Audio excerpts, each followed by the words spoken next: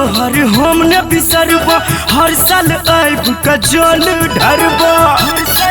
हो बाबा गुन बाबा तोहर हम न बिसरबा, हर साल आइब का जल ढरबा।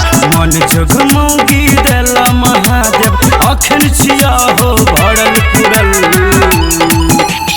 कदेला बाबा हो लाइफ सेटल, कनिया हमारा बुद्धि और भेटल। भगेला भोला हो लाइफ सेटल, कनिया हमारा बुद्धि और भेटल। बड़ बुधियार छे हो।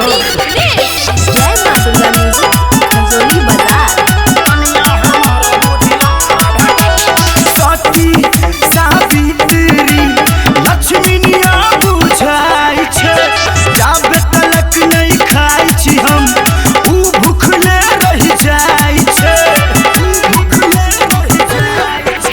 सती सावित्री लक्ष्मीनिया बुझाई छे, जाबे तलक नहीं खाई छी हम ऊ भूखले रह जाई छे। दिल के सबटा आस पुरेला, सुन लेला हो हमर कहल। कदेला बाबा हो लाइफ सेटल, कनिया हमारा बुद्धि और भेटल। केला महादेव हो लाइफ सेटल, कनिया छे हो बुद्धि और भेटल।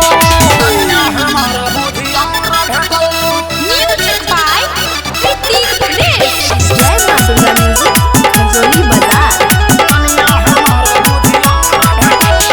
एकरा आगे फीका पड़ जेतै हीरोनी, गंगा सन पवित्र छै और खानदानी। आप की चाहिए? एकरा आगे फीका पड़ जेतै हीरोनी, गंगा सन पवित्र छै और खानदानी। जेहने तकलियै तेहने देला, जिंदगी छै हो हरल भरल। भोगेला बाबा हो लाइफ सेटल, कनिया हमारा बुद्धि और भेटल। कोदेला बाबा हो लाइफ सेटल, कनिया छे हो बुद्धि और भेटल। गुन बाबा तोहर हम न बिसरबा, हर साल आइब का जल ढरबा। मन जगमौगी देला महादेव, अखन छिया हो भरल पुरल। कदेला बाबा हो लाइफ सेटल, कनिया हमारा बुद्धि